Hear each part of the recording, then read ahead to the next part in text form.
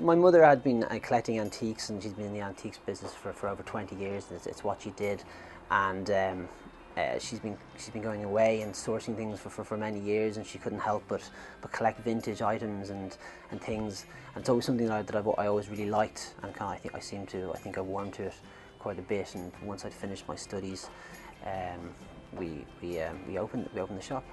I personally really love like old vintage instruments and furniture and 60s and 50s and Art Deco stuff, whereas my mum, I think, really loves fabrics and things like that, you know. So we kind of combining our two kind of passions together. The highlight so far of running the shop is sourcing the stock and trying to find the items.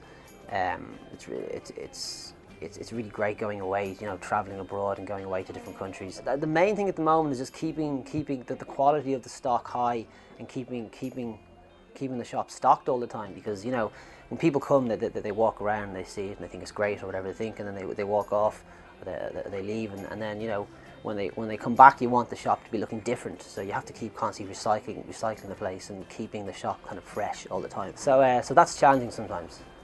I think what's really unique about our store is that like our background in antiques. So we're kind of mixing older periods like Georgian and Victorian with kind of vintage and retro. I don't think that any other shop in Dublin is anything kind of quite like this in the way we've displayed things. The internet is probably the most important aspect of any business these days, I think, you know. Well, at the moment we're using kind of social media, and since we've only been open for 2 months, we're kind of building, and the easiest thing to do was just the Facebook. So we're utilising Facebook at the moment. Future plans, I suppose, just to like evolve the stock, and I really want to fill this place full of vintage instruments and kind of things like that, and that's my real passion, and more furniture. And yeah, we're just gonna make sure that the shop keeps getting better and better and just evolves.